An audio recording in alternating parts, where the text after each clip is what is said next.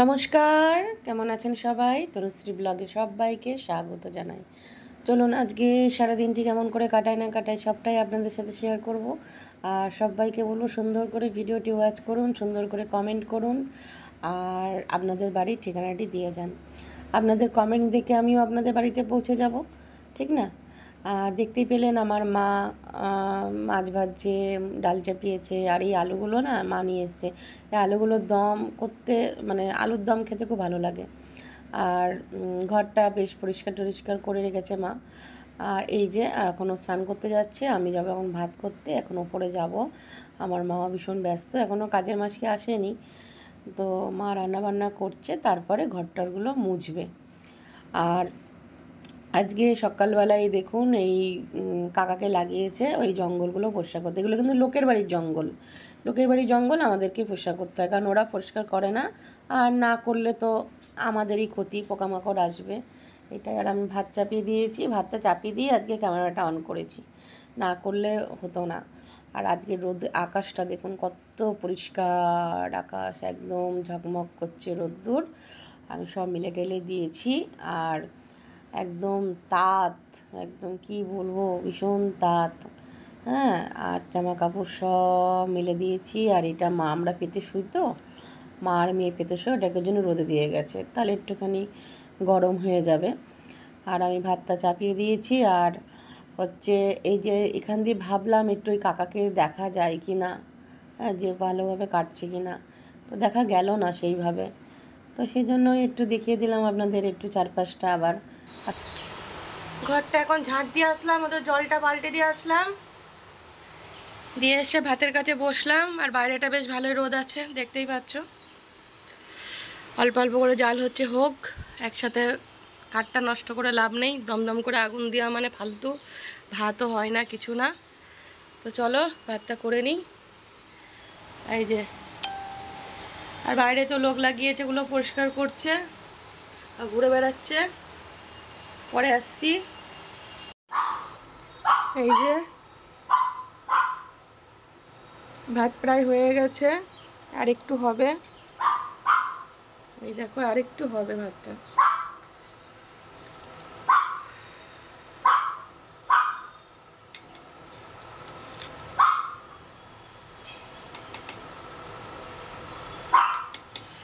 আর কাট দেবো না, এইটা কাট আছে, এতেই হয়ে যাবে আস্তে আস্তে। আজকে রান্না হয়েছে পালং শাকের চচ্চড়ি, বেগুন ভাজা, মাছ ভাজা, এদিকে লেবু, শশা। আর এটাই কি আছে দেখি, এটা হচ্ছে মাছের রসা। ভালোই খাওয়া দাওয়া, চলো খেয়ে নিই। এটা কী ধরনের শোয়া বলো? দেখো আমার ভুলু কেমন করে শুয়ে আছে। বললাম বলে লজ্জা পেয়ে গেল, বললাম বলে লজ্জা পেয়ে গেল ছেলেটা গো। ও বাবা, লজ্জা পেয়ে গেল, কত লজ্জা ছেলের আমার। এই যে এখন আমরা বেরোলাম দুইজনে, একটু দরকারও আছে। আমার দরকার অতটা নেই, ওরই দরকার আছে, আমার বান্ধবী আর আমি বেরোলাম। এই যে আমাদের মানে গলির মুখ। আর এখান থেকে হচ্ছে ওষুধ নেব, তাই ওষুধ ও নি ওষুধও নেবে, আবার হচ্ছে কিছু কাগজপত্র জেরক্স করবে। তা আমি একটুখানি ভিডিও করে নিচ্ছি, আমি দাঁড়িয়েই ছিলাম। আর এই যে তারপরে এখানে আসলাম ফটো তুলতে, এটা আমাদের ফটো তোলার স্টুডিও। তো ও তুলবে, আমি তুলব না। আমি বললাম আমার আজকে অত দরকার নেই, ওর কাজেই আমি এসেছি। তো ভেতরে গেছে ফটো তুলতে। এই দেখো এ বসে আছে, মানে পাসপোর্ট সাইজের ফটো লাগবে, একটু প্রয়োজন আছে। তো এই যে এই তারপরে ফটো টটো তুলে আমরা এজেন্টের বাড়ি আসলাম। তো আমরা যে এজেন্টের বাড়িতে যাই, সেই এজেন্টের বাড়িতে আসলাম। এখন কাজকর্ম সেরে, ওরই কাজ, আমার কোনো কাজ নেই। তো যাই হোক, কাজকর্ম সেরে বেরোলাম। এই দেখো, বেরিয়ে এখান থেকে আমরা হচ্ছে মোমো খাবো। আর এখানে চিকেন মোমোটা নেই, সুধীরের ঘুগনির দোকানের একদম উল্টো দিকে। তা আমরা ভেজ মোমো খেলাম, ও আমি আর আমার মার জন্য নিলাম। আর এই যে তারপরে মোমো খেতে খেতে দেখছি যে এখানে খাদি মেলা। তো খাদি মেলাটা কী, তো মানে চলো তো ঘুরে আসি, খাদি মেলাটা কী। তো এই যে খাদি মেলায় ঢুকলাম, চলো কত সুন্দর সুন্দর জিনিস আছে খাদি মেলায়, তোমাদের দেখাবো। তো এই দেখো খাদি মেলা মানে আমি বুঝো খাদি মেলা, ও আমাকে বলছিল খাদি মেলা মানে ওই কাপড় চোপড়ের এইসবই হাতের কাজ, এইসব জিনিসেরই উপরে জামা কাপড় তৈরি এইগুলোই। তো যাই হোক এইভাবে দেখতে দেখতে আমরা যাচ্ছি। তো আমাদের এইটা কোনো আইডিয়া ছিল না খাদি মেলায় ঢোকার। আসলে আমরা জানতামও না যে এখানে খাদি মেলা বসেছে। এই যে তাঁতের সব জিনিস, দেখো এইটা তাঁত, বুঝেছো, মেশিন নিয়ে এসেছে, খুব ভালো লাগে বেশ দেখতে। তো যাই হোক এই হাতের সব জিনিসগুলো মানে শিল্পমেলা, যেটাকে শিল্পমেলা টাইপের জিনিসটা, হ্যাঁ এগুলো সব হাতে তৈরি করা, হ্যাঁ ভালো লাগে দেখতে। তো এইটা সত্যি কোনো আইডিয়া ছিল না, তাও ওখানে মোমো খেতে খেতে ফট করে চোখ গেল, আর ওই যে মাইকে অ্যানাউন্স করছে এইসব চুড়িগুলো দেখো কত সুন্দর। হ্যাঁ তাই বললাম চলো না একটু দেরি হয় হোক, বাড়ি যেতে একটু ঘুরেই আসি। তো এগুলো ঘুরছি, ঘুরতে দেখতে দেখতে আমি এখান থেকে কিছুই কিনিনি। আমি ওই একটা ব্যাগ কিনেছিলাম, দেখো কত সুন্দর এই ঘরের সাজিয়ে রাখার জিনিস। আমার যা ডগি আছে, ভোলু, সুজি, লুচি, হ্যাঁ ভোলু বিশেষ করে, ও কিছুই রাখতে দেবে না। তো যাই হোক এরম করতে করতে শাড়িগুলো দেখছি, মেয়ে মানুষের শাড়ি দেখলে তো একটু লোভ লাগেই, ব্যাগ আর শাড়ি, হ্যাঁ এইসব জিনিস দেখলে মেয়েদের তো একটুখানি ইচ্ছে হয়, কানের দুল, সাজাগোজার জিনিস। এখানে দেখো ফাংশান হচ্ছে, নাচ গান, হ্যাঁ প্রোগ্রাম হয় এখানে।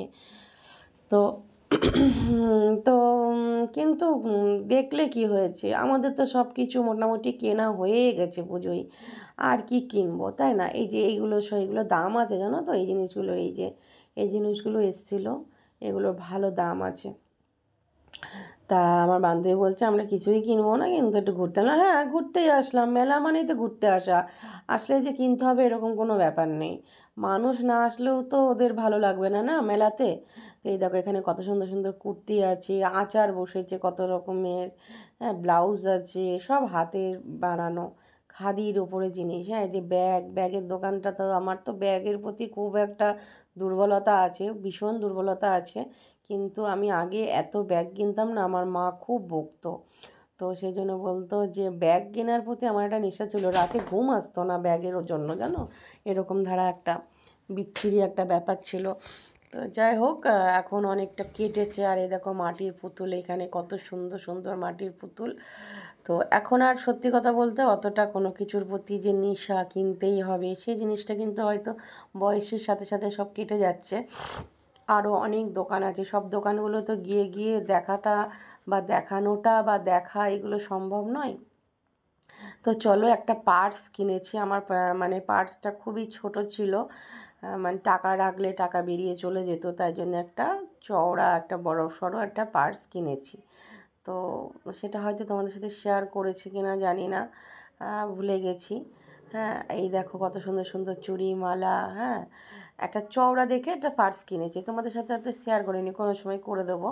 তো এগুলো সব দেখছি, পার্সটা কিনলাম, তারপর ও আমাকে বলছিল একটা কানের দুল নাও তুমি, না দূর কানের দুল আমি পরি না, আমার অত সাজগোজের ইয়ে নেই, আমার সাজতে ইচ্ছে করে না, আমার মনে হয় নর্মাল থাকি ওটাই ভালো লাগে আমার। এই দোকানটায় ঢুকেছিল জিনিস দেখার জন্য, হ্যাঁ ও বললো না না চলো না একটা তোমাকে কানের দুল কিনে দিই, আমরা দূর কানের দুল কিনে দিতে হবে না, তোমাকেও কিনতে হবে না, ওকেও কিনতে দিইনি আমিও কিনিনি। তো আমরা দুজনা বান্ধবী মিলে বেরোলে, এই যে ও আবার আটকে গিয়েছিলো ওইখানে, আমি চলে এসেছিলাম ও আবার দাঁড়িয়েছিলো। এই দেখো এখানে কত সুন্দর সুন্দর দেয়ালে টাঙানো ঘরে সাজানোর জিনিস, ভালো লাগে বেশ।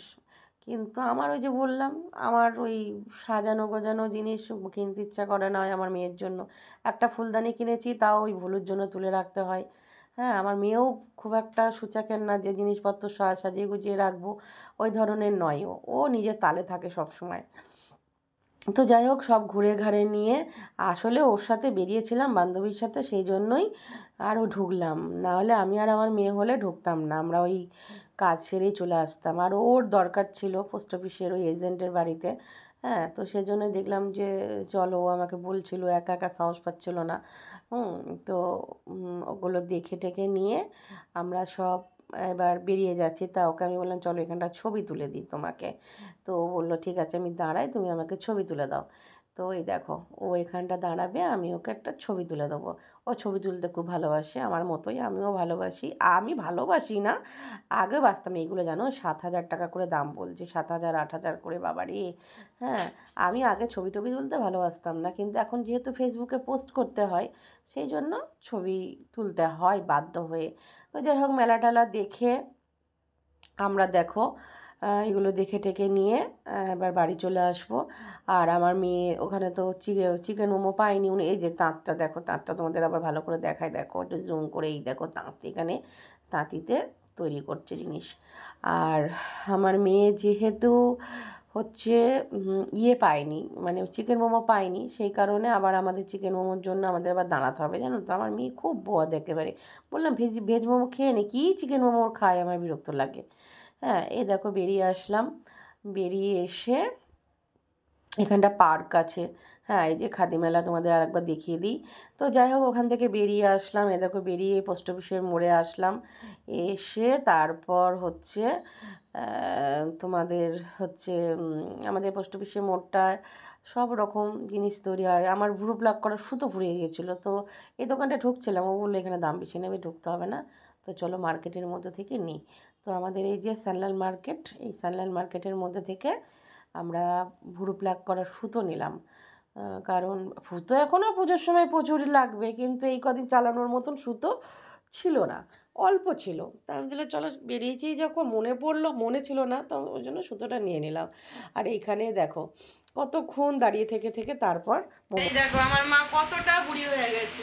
না না, এটা না, দেখতে সুন্দর। ও মাসি বলে দিদা এত বয়স হয়ে গেছে, কেউ বোঝা যায়? 70 বছর মানে কেউ কত কত কত 70? ও মাসি বলো বোঝা যায়? কে বলে 70 তার ভুল। না না, বোঝা যায় বলো। তোমার 70 হয়নি এখনো। 69 কে বলেছে? না না, 68। না না, শোনো তাহলে শোনো। আরে বলিস না। ও মাসি ব্যাংকে একটা এই দেখো মার অনাথ ছেলে মাকে একটা শাড়ি দিয়েছে পুজোয়, কেমন হয়েছে অবশ্যই কমেন্ট করে জানিও। আর অনাথ ছেলেটা হচ্ছে, ভালো করে ক্লিয়ার করে দিই, নাহলে তো তোমরা বুঝতে পারবে না, মার জামাই, মার একমাত্র জামাই হচ্ছে মার অনাথ ছেলে, ঠিক আছে? এই দেখো কেমন হয়েছে শাড়িটা, অবশ্যই কমেন্ট করো।